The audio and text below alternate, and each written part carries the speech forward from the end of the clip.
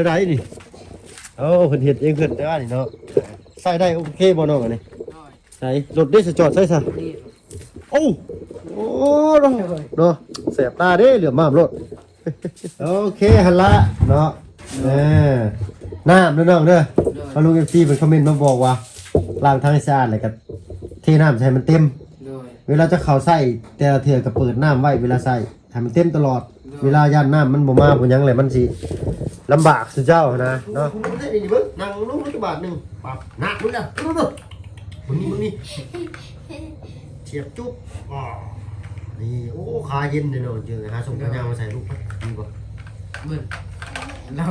เหี่ยวหมดแล้วอ๋อเดี๋ยวสิเบิดบ่ได้ครับบาท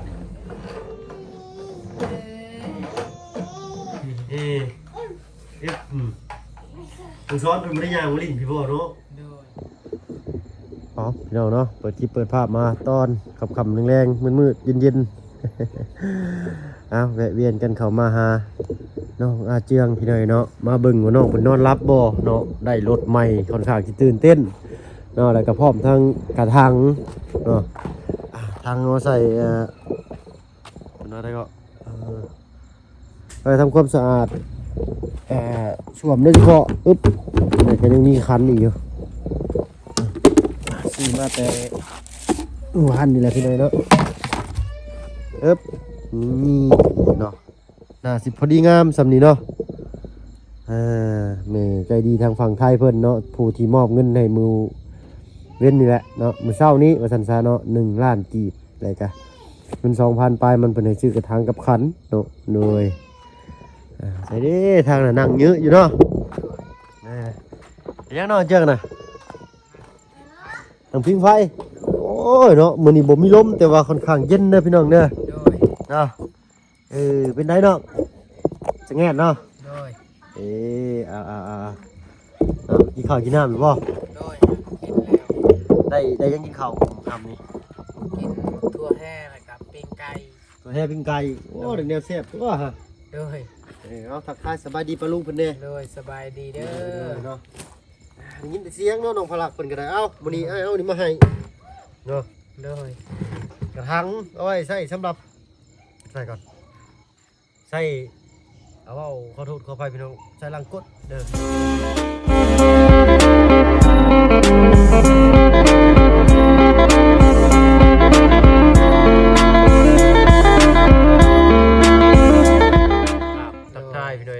ทักทายสบายดีผู้ใหญ่ใจดีและก็ FC เบิร์ดทุกท่านที่เข้ามาหับมาชมช่อง YouTube บ่เพิ่งเคยหลายคือเก่าพี่น้อยเนาะบ่ฝั่งไทยฝั่งลาวหรือว่าทั้งฝั่งต่างประเทศก็ยินดีต้อนรับเข้าสู่ช่อง YouTube บ่เพิ่งเคยหลายเช่นเคยพี่น้อยเนาะพบกันอยู่ในกองไฟบรรยากาศหนาวๆเย็นๆเด็กๆจังหน่อยเนาะมีหยังนอนเจอน่ะเล็กปิ้งโย้ยเล็กปิ้งบ่น่ะเอาเบิ่งเอาให้ป้าลุงเพิ่นเบิ่งด้วยเอาเฮ็ดเองโอ้ยเล็กบ่พอก็ได้จำนี้แล้วเนาะมันต้องปิ้งปลาใหญ่อย่างเดียวเลยนี่เนาะอันนี้ถือไฟแห้งนี่ขาดได้เป็นใจเป็นโยมดิเป็นได้ใกล้ชิแล้วนะโบเสาเทจากต้นแล้วนี่มัดเทมัดบ่อดิมัดแล้วเทโอ้ยังบุกแข่งขักบันไดเฮ็ดเองมัดทุกอย่างเลยนี่เพียงกันต่อมมอมเล็งมึงเรียบร้อยโอ้ถ้ามีระดับน้ำนี่แห้งคักได้นี่เดี๋ยวนี้ก็ได้แล้วอันนี้ก็ได้เสาหน่อยจะเยี่ยง1ก็ตั้งกันครับโอ้คักแล้วโอ้ลงกิ่งเด้อพี่หน่อยเนาะไม่ต้องจ้างสร้างเฮ็ดเองเลยเนาะฟังว่าน้องมันคือสิใส่เป็นอยู่อันนี้เนาะไปจิพาไปบึงเลยไปใส่ไปเอาเขาพี่คือเขาหน้าพี่ไปมีไฟอยู่ไปพี่น้องไปจะได้จะขึ้นโอ้นั่นเตะต่อบ่เจ้าระบาดนี่ตัวเราจะขึ้นไปอันหาน้องพลักเพิ่นห่วยคือกันนะครับแค่นี้จะได้นี่เพิ่นเฮ็ดเองเพิ่นได้นี่เนาะใส่ได้โอเคบ่น้องอันนี้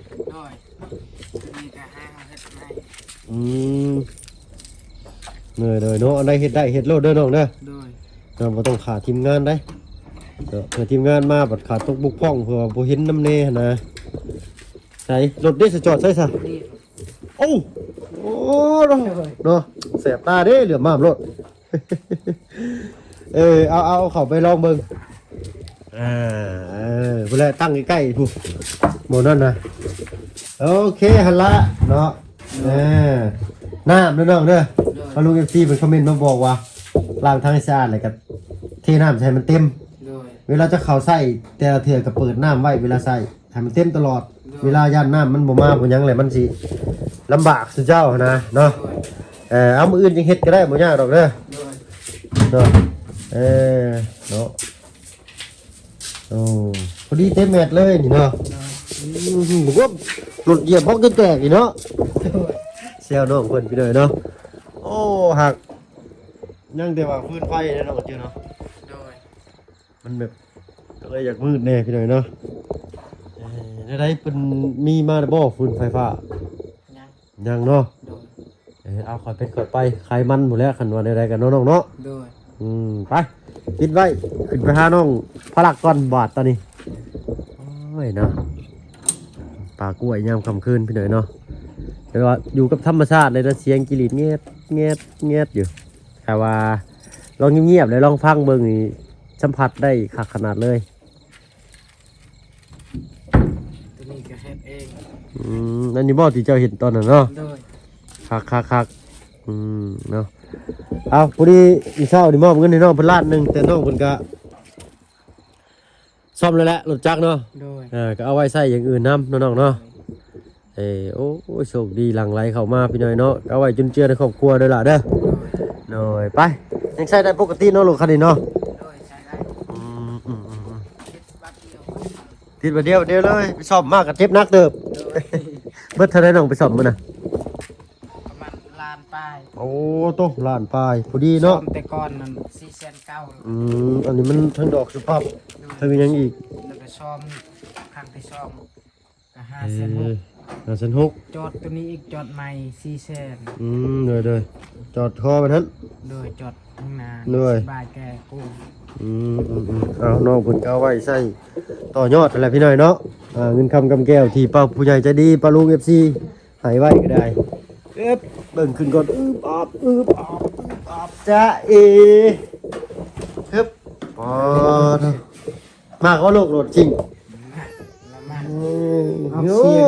ออกเสียงอีกเล่งรถบ่รู้นะฮะบูนบ่มาพึ่งเข้ามาพี่น้อยเนาะภาคเอ้ยเพิ่นว่าน้องห้างกินหัวคอนเนาะเอาสบายดีปะดุ้งเนี่ยน้องห้างเลยเนาะป้าผู้แลนั่งอยู่โต๊ะอยู่ต่างผู้เทื่อกันเด้อเอามาถามผมสินั่งทางนี้ก็ได้น้องมันจังเห็นมันจะบ่ย้อนแสงนั่งน้ำลูกอยู่มั้ยเนาะมันแบบว่าไม่ได้เห็นนะพี่น้อยโทรศัพท์บ่เพิ่นเอาแต่อยู่ใกล้เนี่ยพอลุงกันเลยเนาะว่าชิ้นดังๆเอาได้ดอกได้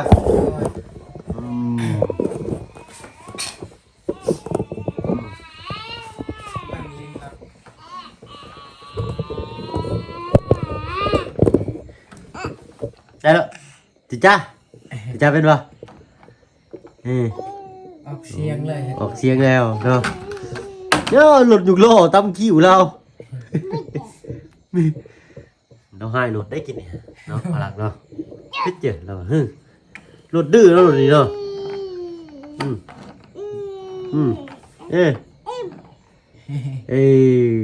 ใส่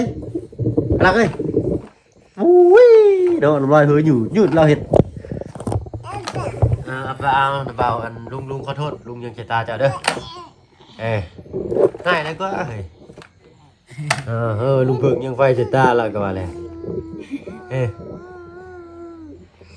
พอหลุดคันนี้คือเครื่องแน่นแท้นี่ทุ่งท่อก็ใส่คนละข้างละสิเฮ็ดเล่งเองสมัครน้ำมันเลยวันนี้ไปแยกออกแล้วก็ว้าวเนาะกินลายไปเลยกินข้าวอิ่มไปกินข้าวอิ่มโพดอัดนมไปอีก1 ขวดใหญ่เอาเนาะทั้งลูกก็ได้รถใหญ่ทั้งพ่อกับแม่ก็ได้รถครอบครัวโอ้ยโยรถปีนบาทนี่เนาะเอาเนาะเดี๋ยวเอาทางกันบ่าวสิถามโดยเป็นไงความรู้สึกมื้อนี้โดยดีใจแบบโอ้ได้รถแล้วโอ้ยดีใจแบบ เขาก็คือสิแบบอิ่มเลยเขา มีเพิ่งเข้า โดย ได้กินข้าวโมงเลย กินแต่มื้อแรกนี่แหละตอนเช้า เลย บ่ได้กินเลยตอนเช้า รุ่นหันเลยเนาะคงน้องคนหูเลยพี่น้อยเนาะเอาขออนุญาตนางคัตมาดพี่น้องเด้อต้องนั่งเหยียดตะหมอมันเก็บมันเจ็บสะโพกว่าจังซะเนาะเลย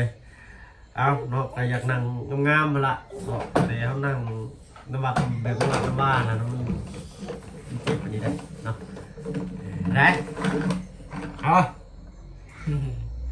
โอ้ไฟวีซีได้นี่คันกดแล้วมันจีหุ่มไปเลยแต่มันแกสิกดอะหุ่มคือกระเพียงปั๊บเนี่ยเห็นป่ะเนี่ย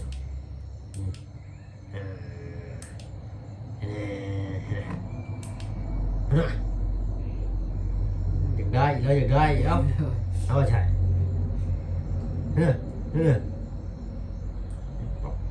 ปั๊บใครจุดเชิญพอแม่จิบเบิร์ดเดี๋ยวมวยก่อนเนาะนี่รถเปลี่ยนกันบ่เปลี่ยนบ่เปลี่ยนบ่เปลี่ยนจะเอานี่นะเอาบ่โม่เอาเนาะทุ่มเท่ากับใส่คนละข้างตั้มมั่มอยู่มันมืดฮะเห็นไฟมีไปหน่อยเนาะเรือนงามกันว่ามีต่อพื้นหลอดไฟเหลือมมากแล้วดีแล้วมีไฟนะชาวบ้านแนมเข้ามาเป็นแสบตาเหลือมเนาะ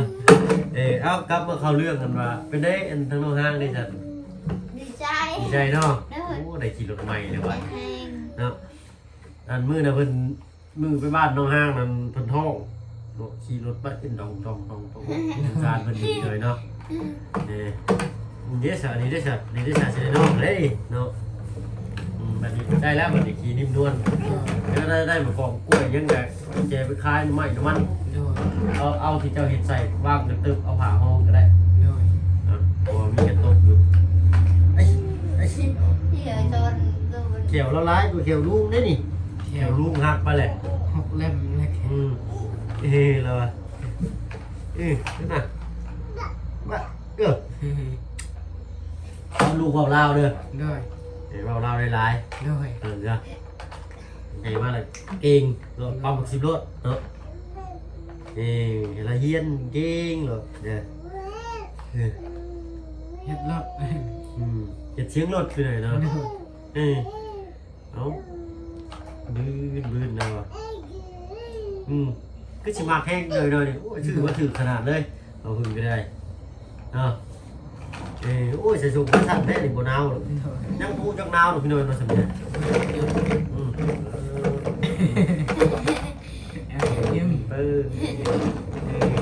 มาเอาดูก่อนย่ออีทำคอยก็หลีเหยียบลึกได้ดิโอ้ขอโทษลุงขอโทษมาเห็นไหมอุ้มได้ประมาณนึงโอ้ให้โอ้เราให้ใจลุงขอโทษเด้อเด้อกินอยู่ปั้นมาคางบาทนี่ดีใจไปหน่อยเห็นมันจะเราอินเตอร์ผลิตของลินได้หน่อยอินเตอร์แต่แรงนี่มีแต่เราลิ้นรถนี่แหละพออยู่ได้แต่มันนี่เนาะโดยคู่มือเอาดีแล้วเบื่อเราเทมเบื่อเลยที่อื่นลิ้นมาอีกชั้นต่อนะลูกเนาะได้พี่น้องกินนี่ได้เด่นมึงเลยขึ้นนะเนาะมือมารถไห้บุไห้ได้เนี่ยบายสิตัวลุงบอกสบายไปเลยดีแก้บ้างกินนี่ปีนปลาลุงเนี่ยปลาลุงนั่งบนเจ้าอยู่เนี่ยนี่มาแล้วทุจ้าเลยทุจ้าเป็นทุจ้าก่อนจ้าก่อนใช่มาเฮ็ดบานสุดเหยียดละเห็ดสุดยิงเลยเจ้าหน่อยก็ว่าได้เลยนี่จำเรียนแต่ละไงสำนี้ยังสบายสำนี้ฮะเริ่มจากยากแล้วจะหน่อยเด้อเริ่มคานได้เริ่มย่างได้นี่บริยูซื่อหรือว่าแล้วแต่คนไปเลยเนาะโดยอินเตอร์นี่โอ้ยแต่ย่างยังแข็งเดือดด่าไปเดี๋ยวบริยูได้บื้ออินหนูเลยบื้อหนูจะตั้งจกเด่นไป แต่เก่ามันจะมีเสียงเต๊ะ โดย นี่ผมมีเนาะเราใหญ่ขึ้นหน่อยอย่าง5 คันใหญ่มาให้เราอีกบาทคันใหญ่กว่านี้พอดีขึ้นนั่งได้แล้วบาทพอก็เองฉัน โอ้ รู้ ย เลยมัน ขาดแล้วขาด ยิ้มเปื่อยใช่ไหมเอาคนนี้เอายังนะ ไอ้นั่น เนี่ยเลย ไอ้นั่น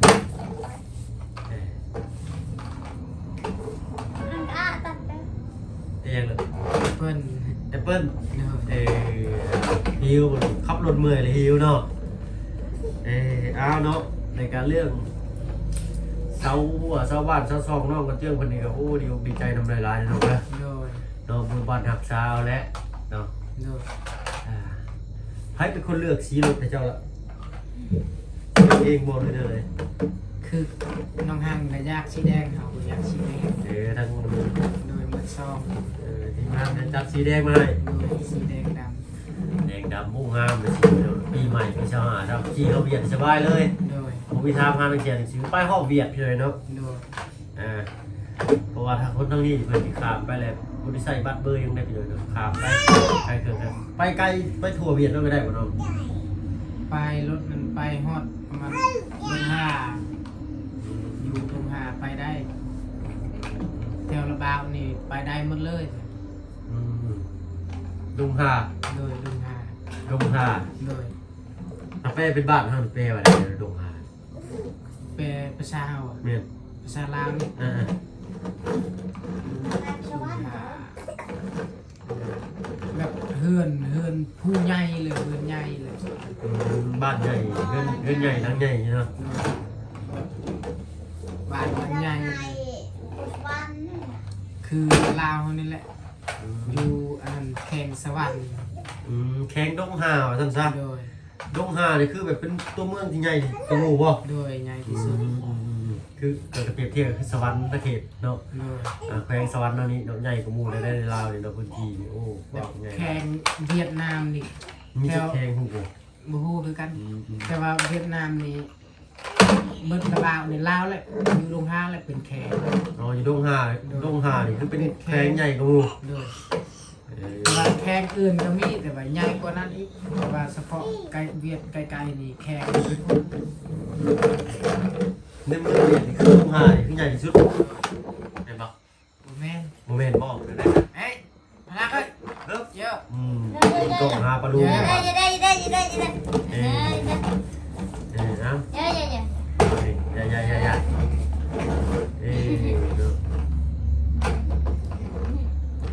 ดินจะลดนี่แหละ พออยู่ได้แต่น้ำรถ โดย เดี๋ยวหน่อยคือคุ้มได้ดีเบิ้งนั่งลงรถบาทหนึ่งปับหนักมึงอ่ะมึงนี่เฉียบจุ๊บอ๋อนี่โอ้ขาเย็นเลยเนาะเจอหาส่งปัญญามาใส่ลูกพัดดีกว่า เบิ่งเรา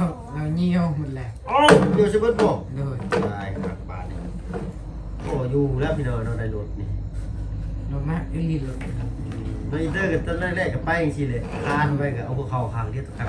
กระดูกพอยางได้เท่านั้นแหละเรื่องเลยเจ้าโลกบาทใครหลอกประตูหรือหามาใส่ก้มเลยที่มันก็ได้เลยเนาะมันขี่อยู่จะใส่ว่าเพื่อลูกเป็นโน่จะทำซะ บืนขึ้นภูแล้วนะ เป็นผู้กระดูกดื้อเด้อ ทาน ทางตรงเลยเนาะเล่นไว้ครับค่อยเล่นก็เฮ้ยญาติเดี๋ยวก่อน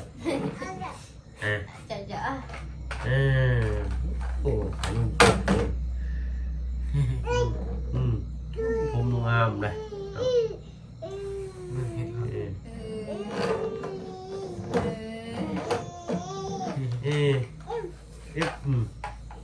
คุณซ้อนเป็นไม่ได้ยางวลินพี่บ่เนาะ โดย ยางมาบ่ บ่เห็นยันเราคาเปียก เห็นแต่กระซามอยู่ที่ท้ายรถกระมังอยู่ที่ท้ายรถคือว่าได้สักผ้ามันนี่เนาะไม่สักอยู่หมดอยู่เลยคือสัญญาณน้ำมาได้เนาะเป็นใช่เขาจะเดือนจะต้องนอนเจอกันเลยนะหน้าแบบใส่ปีจะเดือนก่อน มันเรื่อง อ้าวน้องทางไร่แกมีแต่จะให้เจ้าขอบคุณอัน โดย กระถางกระมังเด้อผู้เก่าเราผู้ที่มอบเงินให้เจ้ามือเศร้านี่แหละเนาะร้านอีกนะครับมีกระถางน้ำไว้ใส่ร่างก้นพี่น้อยเนาะว่าเอาไปครับเนาะจะจ้ามีแต่บอกเพิ่นมีแต่บอกว่าแม่ใจดีทางฝั่งไทยเด้อเนาะตอนนี้ ขอบใจทางแม่จะดีอยู่พังไทยหลายๆเด้อที่มาสมทบสำหรับแปลงรถจักรของลูกบ่ว่าจะเป็นเรือนซ่านลานแปลนดินดอนตอนหยาวรถก็ถือว่าขอบบุญขอบคุณท่านแม่จะดีหลายๆเด้อขอให้แม่จะดีร่างกายสุขภาพแข็งแรงเด้อให้อายุมั่นคนยืน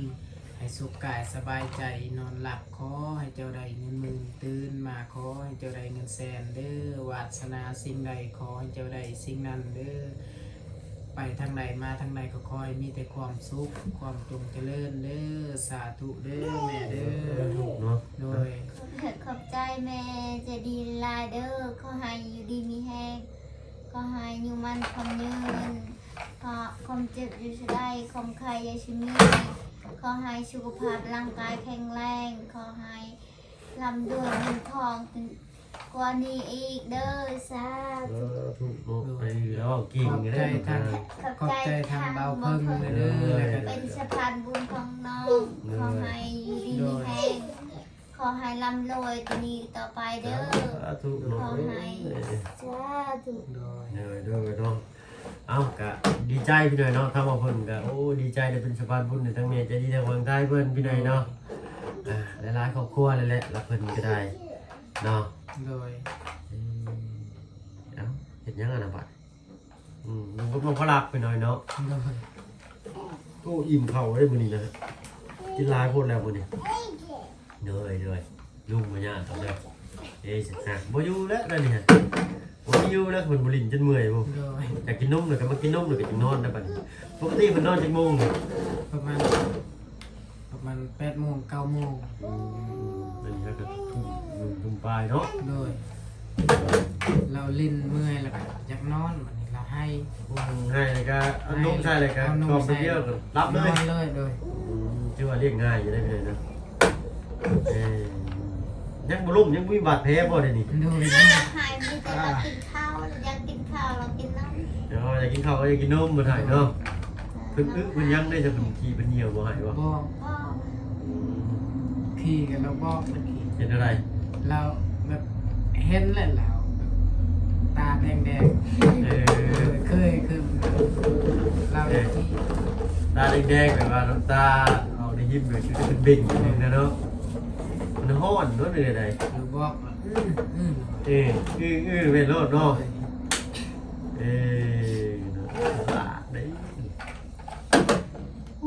ปิ่นอยู่เราเงาถอยรถบาดนี่ถอยล่างขับรถถอยล่างเก่งนี้นี่พลังหน่อยนี่ใครเป็นท่าสแต็กใครได้ผมมีเสียงเฮ้ยมันมีเสียงอยู่ข้างเราเยอะได้ผมลุงก็บันก็ไปเด้อท่านลุงไปสิกลับก่อนได้บัดนี้เด้อเนาะทางลุงถ่ายอยู่ห้องพุ่นนะใช่เหรอ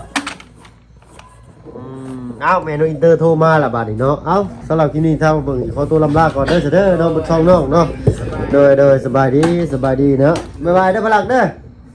เบิ่งเปิดกล้องให้น้องอินเตอร์เบิ่งก่อนเอาทำมาเพิ่งไปแล้วพี่น้อยเนาะพวกพ่อกินน่ะสำหรับที่นี่ลาแล้วพี่น้อยเนาะสบายดีจ้ะ